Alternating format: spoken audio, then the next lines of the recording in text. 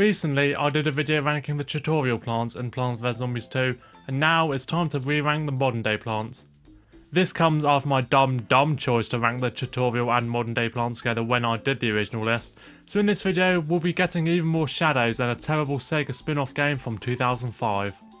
The modern day world introduced the concept of shadow plants, which features a sun producer that can give buffs to fellow shadow plants, whether that be multi-use, multi-lane, or best of all, being able to slow down an entire lane and then instantly kill zombies multiple times when they come into contact. Nothing broken about that at all. Anyway, check out my tutorial plants ranking if you haven't already. Please leave a like on the video, subscribe if you're a newbie. I'm Golden Ninja Vlogspot, let's get on with the list.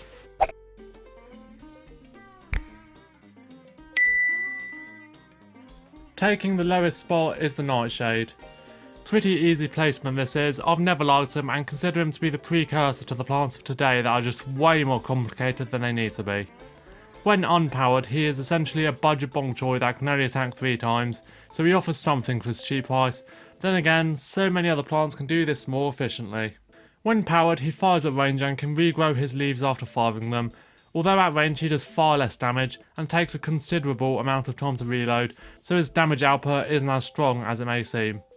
He is also restricted to single targets, which comes all the more of a setback when going up against Dusk Lobber, who pretty much pushes the leafy dude out of the equation completely when you unlock her. His plant food is pretty good and is one of the rare non-defensive plants that gains a permanent buff as a result, with his leaves doing 50% more damage and his slaps having a triple multiplier. Not too shabby, huh? Especially as it comes off of 3 giant leaves which equate to repeat as giant P.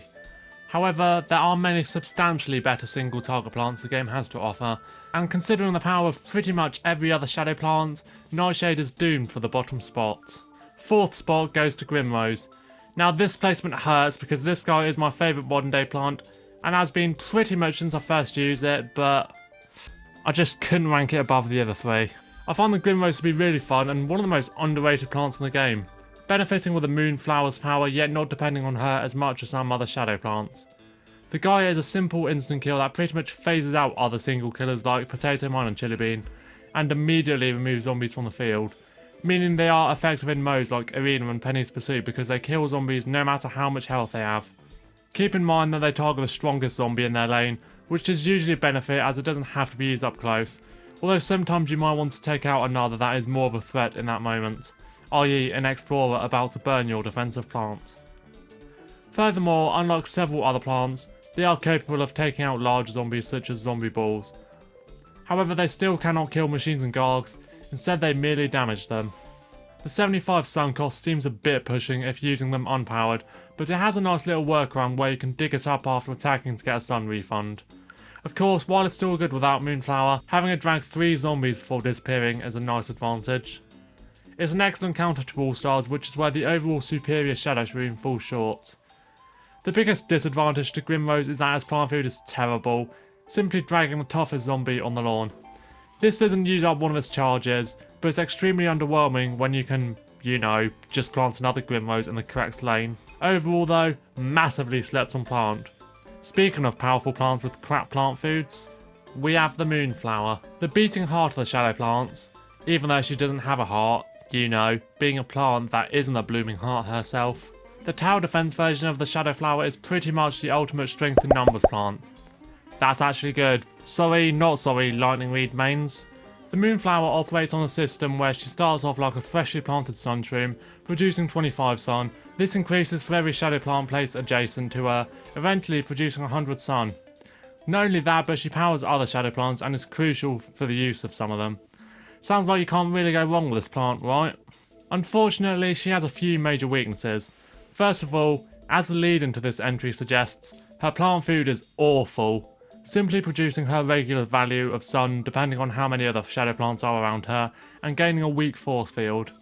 This force field barely even comes in use since she will typically be planted in one of the backmost rows, plus using her defensively means you're essentially missing out on the frontal aura to power other plants. That being said, this could be useful as a further line of defense if you lose a Mercademia nut. If you use that thing. Her other glaring drawback is her slow recharge, the same as a twin sunflower, making sun production at the start of levels pretty minimal, especially due to her low production rate when by herself. Therefore, it's a good idea to pair her with other sun producers.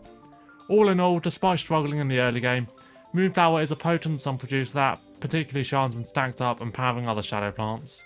Runner-up spot goes to the Shadow-Shroom. The total cutie pie as described in the almanac, this guy introduced the concept of poison to PvZ2, where a zombie takes continuous damage and most importantly ignores armour, making this a very good tool to take out bucketheads and even tougher zombies such as pharaohs and brickheads. While on its own this sounds identical to simply using an instant kill, he has a much quicker recharge than almost every instant kill plant. Yeah, great balancing PopCap, giving a faux instant kill plant the same recharge time as a sun producer. Not to mention having possibly one of the most overpowered plant foods in the game in which it poisons every zombie on the screen, making hordes of heavily armoured zombies fall instantly, and while he's not as effective on zombies that are just pure bulky without armour such as robo-cones, he can still dish out some continuous damage. When powered he can poison multiple zombies on his tile, but this has always been an afterthought to me.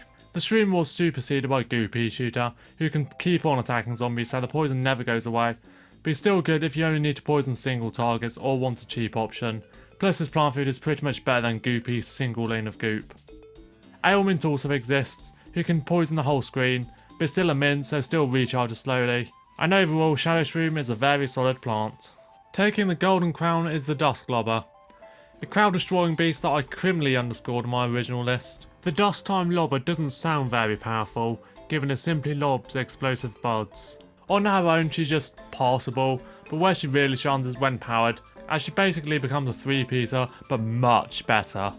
This almost completely offsets Moonflower's slow setup time, as she can deal with multiple zombies simultaneously at the start of levels, in spite of having a mediocre recharge herself.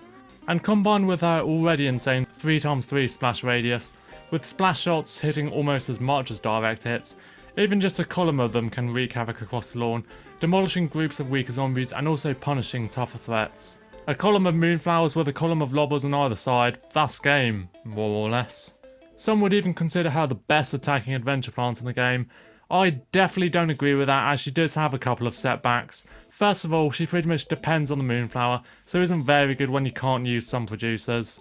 Most prominently Last Stand, and her plant food is also pretty spotty, as it targets random areas on the lawn, so sometimes this can't be relied on to kill the zombies you want it to kill.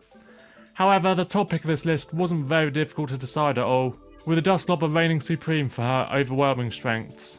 That's the end of this video. How would you rank the modern day plants? Let me know in the comments below. Please leave a like on the video, subscribe if you're new. Check the links below for a link to my Discord and to my merch store. I've been Golden Ninja Vlogspot, thanks for watching.